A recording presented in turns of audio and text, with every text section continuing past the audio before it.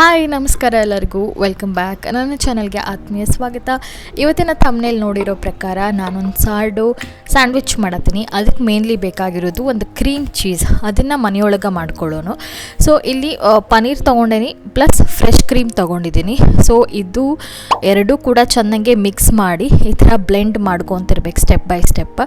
So cream cheese ಹೊರಗಡೆ just ನಿಮ್ಗೆ 200 ಗ್ರಾಮ್ಸ್ಗೆ 170 200 ಆ ಪ್ರೈಸ್ ರೇಂಜ್ನಾಗ ಸಿಗ್ತೈತಿ. ಬಟ್ ನೀವು ಈಸಿಯಾಗಿ ಮನೆಯಲ್ಲೇ ಫ್ರೆಶ್ ಆಗಿ ಮಾಡ್ಕೋಬೋದು. ಸೊ ಈ ಥರ ಬ್ಲೆಂಡ್ ಮಾಡ್ಕೊತ ಭಾಳ ಗಟ್ಟಿ ಆಗಿತ್ತು ಅಂದರೆ ಒಂದು 2 ಡ್ರಾಪ್ಸ್ ಆಫ್ ಹಾಲನ್ನು ಬಿಡ್ರಿ. ಅದಾದಮೇಲೆ ಈ ಥರ ಬ್ಲೆಂಡ್ ಆದಮೇಲೆ ಒಂದು ಕಂಟೈನರ್ಗೆ ಹಾಕಿಟ್ಬಿಟ್ಟು ಫ್ರಿಜ್ನಾಗ ಒಂದು ಅಟ್ಲೀಸ್ಟ್ 1 ಅವರ್ ಸೆಟ್ ಮಾಡೋಕೆ ಇಟ್ಬಿಟ್ರಿ. ಸ್ವಲ್ಪ ಗಟ್ಟಿ ಆದಮೇಲೆ ಕ್ರೀಮ್ ಚೀಸ್ ರೆಡಿ ಆಗ್ತೈತಿ. ಯಾವುದೇ ರೀತಿಯಾದಂತಹ ಬ್ರೆಡ್ಗೆ ಮತ್ತು ಡೆಸರ್ಟ್ಸ್ಗೂ ಕೂಡ ಯೂಸ್ ಮಾಡ್ಬೋದು. ಸೊ ಸ್ವಲ್ಪ ಪನ್ನೀರ್ ಸ್ಯಾಂಡ್ವಿಚ್, ಸ್ವಲ್ಪ ಚಿಕನ್ ಸ್ಯಾಂಡ್ವಿಚ್ ಮಾಡಾಕತ್ತೀನಿ ನಾನು. ಸ್ವಲ್ಪ ಆಲಿವ್ ಆಯಿಲ್ ಹಾಕಿ ಪನ್ನೀರ್ ಸ್ಲೈಸಸ್ ಕಟ್ ಮಾಡಿಕೊಂಡು ಅದ್ರ ಮೇಲೆ ಖಾರ, ಆಮೇಲೆ ಸ್ವಲ್ಪ ಉಪ್ಪು, ಆಮೇಲೆ ಒರೆಗ್ಯಾನೋ ಎಲ್ಲ ಹಾಕಿ ಚೆನ್ನಾಗಿ ರೋಸ್ಟ್ ಮಾಡೋದು. ಇದು ಸಾರ್ಡೋ ಬ್ರೆಡ್.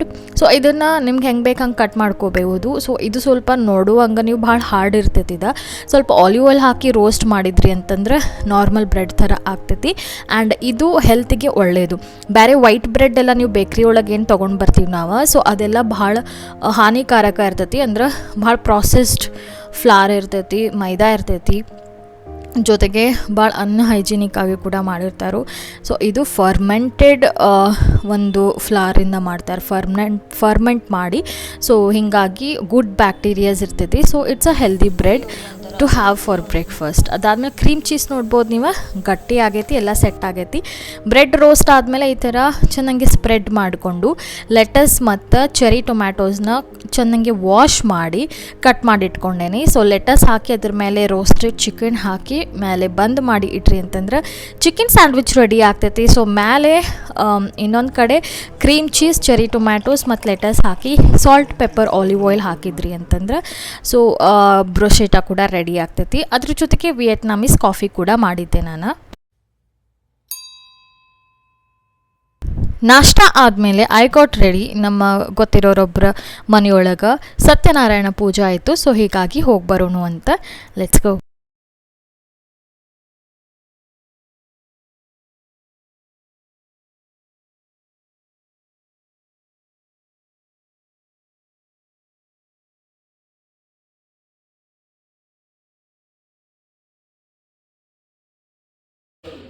ಒಂದು ದಾನದ ಫಲಪ್ರಾಪ್ತಿ ಆಗಬೇಕು ಅಂತಾದರೆ ಅದಕ್ಕೆ ಇಷ್ಟೇ ಮಂತ್ರ ಜಪವನ್ನು ಮಾಡಬೇಕು. ಇಂತೆಂಥದ್ದು ಕೆಲವೊಂದು ಯಾಗವನ್ನು ಮಾಡಿದಾಗ ದಾನ ಕೊಟ್ಟಾಗ ಕೆಲವರು ತಗೊಳ್ಳೋದಿಲ್ಲ. ಯಾಕೆ ಅಂತ ಹೇಳಿದ್ರೆ ಅದಕ್ಕೆ ಕೆಲವೊಂದು ದಾನಗಳನ್ನು ಮಾಡಿದಾಗ ಅದಕ್ಕೆ 1000ಕ್ಕೂ ಮೀರಾದಂಥ ಜಪವನ್ನು ಮಾಡಬೇಕು. ಸಮಯದ ಅಭಾವ ಇರ್ತದೆ, ಅದರಿಂದ ಅಂತಹ ದಾನವನ್ನು ತಗೊಳ್ಳೋದಿಲ್ಲ. ಆ ದಾನ ತಗೊಂಡ ದಾನ ಫಲಪ್ರಾಪ್ತಿ ಆಗಬೇಕು ಅಂತಾದರೆ ಆ ಜಪವನ್ನು ಮಾಡಬೇಕು. ಯಾವ ಬ್ರಾಹ್ಮಣ ದಾನವನ್ನು ತಗೊಳ್ತಾನೋ ಆ ತಗೊಂಡಂತಹ ದಾನವನ್ನು ಜಪವನ್ನು ಮಾಡಿದರೆ ಆ ದಾನ ಕೊಟ್ಟವರಿಗೆ ಅದರ ಸಂಪೂರ್ಣವಾದಂಥ ಫಲಪ್ರಾಪ್ತಿ ಆಗ್ತದೆ ಅಂತ ಹೇಳ್ತಾರೆ. ಹಾಗೆ ಅದಕ್ಕೆ ಯೋಗ್ಯತಾ ಮಂತ್ರನ್ನೇ ಹುಡುಕಿ ಆ ದಾನ ಕಲಶವನ್ನು ದಾನ ಮಾಡಿ ತದನಂತರ ಮರುದಿನ ಆಗ್ತಾರೆ, ಅದು ಫಲಪ್ರಾಪ್ತಿ ಆಗ್ತದಂತೆ ಮನುಷ್ಯನಿಗೆ. ಹೀಗೆ ಈ ವಿಚಾರವನ್ನು ಹೇಳ್ತಾರೆ ನಾರದ ಮಹರ್ಷಿಗಳು ಸೂತ ಪುರಾಣಿಕರಿಗೆ. ಆ ಸೂತ ಪುರಾಣಿಕರೇ ನಮಗೆಲ್ಲ ಪೂಜೆಯ ವಿಧಿ ವಿಧಾನಗಳನ್ನ ಹೇಳ್ತಾರೆ. ಹೀಗೆ ಮುಂದಿನ ಅಧ್ಯಾಯದಲ್ಲಿ ಹೇಳ್ತಾರೆ ಈ ಪೂಜೆಯನ್ನು ಯಾರು ಮಾಡಿದ್ದಾರೆ ಕೇಳಿದಾಗ ಈ ಪೂಜೆಯನ್ನು ವಿಶೇಷವಾಗಿ ಒಬ್ಬ ಬ್ರಾಹ್ಮಣ ಪೂಜೆಯನ್ನು ಮಾಡ್ತಾರಂತೆ. ಹೇಗೆ ಕೇಳಿದ್ರೆ ಹಿಂದೆ ಬೇಕಾದಷ್ಟು ವಿದ್ಯೆಗಳಿಗೂ ಸಹ ಉದ್ಯೋಗ ಸಿಗಲಿಲ್ಲ. ಉದ್ಯೋಗ ಇಲ್ಲದಂತಹ ಉದ್ದೇಶಕ್ಕಾಗಿ ಮನೆಗೆ ಹೋಗಿ ಭಿಕ್ಷೆಯನ್ನು ಬೇಡ್ತಾ ಇರ್ತಾರೆ.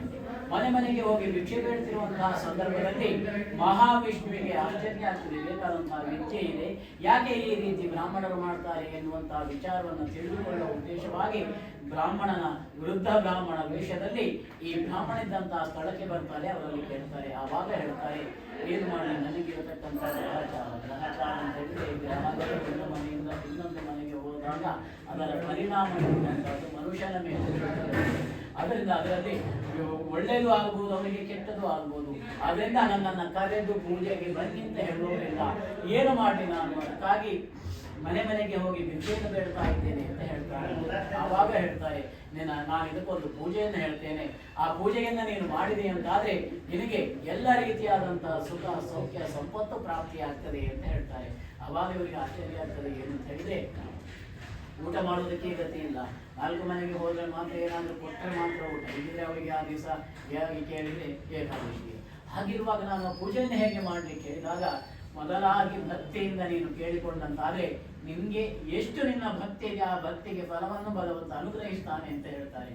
ಆಗ ಆ ವೃದ್ಧ ಬ್ರಾಹ್ಮಣರ ಮಾತನ್ನು ಕೇಳಿಕೊಂಡು ಅಲ್ಲಿ ಆ ಸಂಕಲ್ಪವನ್ನು ಮಾಡ್ತಾನಂತೆ, ದೇವರೇ ನನಗೆ ಅನುಗ್ರಹ ನೀನು ಮಾಡಿದೆ ಅಂತಾದರೆ ನಾನು ಸಹ ಸತ್ಯನಾರಾಯಣ ದೇವರನ್ನು ಆರಾಧನೆ ಮಾಡ್ತೇನೆ ಅಂತೇಳಿ. ಹಾಗೆ ಆ ಸತ್ಯನಾರಾಯಣ ದೇವರನ್ನು ಆರಾಧನೆ ಮಾಡ್ತಾರೆ. ಹಾಗಿದ್ರೆ ಸತ್ಯನಾರಾಯಣ ದೇವರ ಪೂಜೆ ಹೀಗೆ ಮಾಡುವುದು ಅಂತಾಯಿತು. ಅದೇ ಕಲ್ಪೋಕ್ತ ರೀತಿಯಲ್ಲಿ ಪೂಜೆ ಆಯಿತು. ಇಷ್ಟು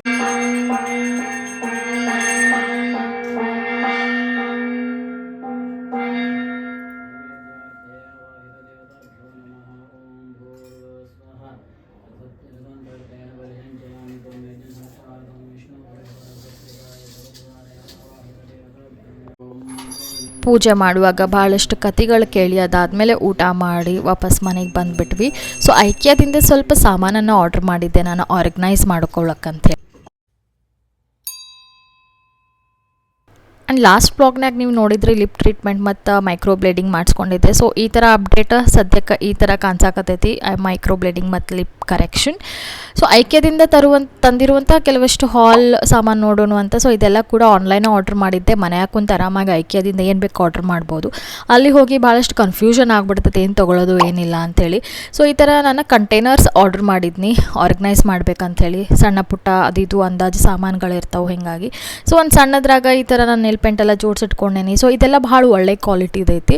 ಸೊ ಈ ಥರ ಒಳಗಡೆ ಕಬಾರ್ಡ್ ಒಳಗೆ ನೀವು ಜೋಡಿಸಿಟ್ಕೋಬೋದು. ಎಲ್ಲ ಸಾಮಾನು ಒಂದೇ ಕಡೆ ಸಿಗ್ತೈತಿ, ಮೆಸ್ಸಿ ಆಗಿರಂಗಿಲ್ಲ, ನೋಡೋಕ್ಕೂ ಕೂಡ ಕ್ಲೀನ್ ಆ್ಯಂಡ್ ನೀಟಾಗಿರ್ತೈತಿ. ಒಂದು ಕಡೆ ಫುಲ್ ಎಲ್ಲ ಮಿಸೆಲೆನಿಯಸ್ ಸಾಮಾನು, ಒಂದು ಕಡೆ ನೇಲ್ ಪೇಂಟ್, ಒಂದು ಕಡೆ ಸ್ಕಿನ್ ಕೇರ್ ದಿನ ಯೂಸ್ ಮಾಡುವಂಥ ಒಂದು 2-3 ಪ್ರಾಡಕ್ಟ್ಸ್ ಹಾಕಿಟ್ಕೊಂಡೇನಿ.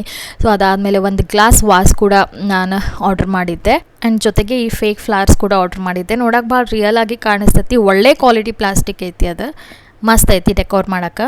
ಆ್ಯಂಡ್ ಈ ವ್ಲಾಗ್ ಇಷ್ಟ ಆಗೈತೆ ಅಂದರೆ ದಯಮಾಡಿ ಲೈಕ್ ಮಾಡೋದನ್ನು ಮರೆಯೋಕೆ ಹೋಗ್ಬೇಡ್ರಿ. ಆ್ಯಂಡ್ ಈ ಥರ ವ್ಲಾಗ್ಸ್ ಭಾಳಷ್ಟು ಹಾಕೊತಿರ್ತೀನಿ ನಾನು. ಸ್ವಲ್ಪ ಡಿಲೇ ಆಗಾಕತ್ತೈತಿ ಐನು, ಬಟ್ ಕನ್ಸಿಸ್ಟೆನ್ಸಿ ಮೇಂಟೈನ್ ಮಾಡೋ ಪ್ರಯತ್ನದಲ್ಲಿದ್ದೀನಿ. ಆ್ಯಂಡ್ ಜಾಸ್ತಿ ಅಂದರೆ ಈಗ ಶಾರ್ಟ್ ಫಾರ್ಮ್ ವಿಡಿಯೋಸ್ ಭಾಳ ಬೂಸ್ಟ್ ಆಗತ್ತೈತಿ ಯೂಟ್ಯೂಬ್ನಾಗಾಗಲಿ ಮತ್ತು ಇನ್ಸ್ಟಾಗ್ರಾಮ್ನಾಗಾಗಲಿ. ಸೊ ಅಲ್ಲಿ ಕ್ರಿಯೇಟ್ ಮಾಡ್ತೀನಿ ನಾನು ಕಾಂಟೆಂಟ್. ನೀವು ಹೋಗಿ ನಾನು ಇನ್ಸ್ಟಾಗ್ರಾಮ್ನಾಗ ಕೂಡ ಫಾಲೋ ಮಾಡ್ಬೋದು. ಇನ್ಸ್ಟಾ ID ಕೆಳಗಡೆ ಇರ್ತೈತಿ, ನೀವು ನೋಡ್ಬೋದು. ಆ್ಯಂಡ್ ಸಿಗೋಣ ಅಂತ ಮತ್ತೆ ನೆಕ್ಸ್ಟ್ ವ್ಲಾಗ್ನಾಗ. ಅಲ್ಲಿ ತನಕ ಬಾಯ್.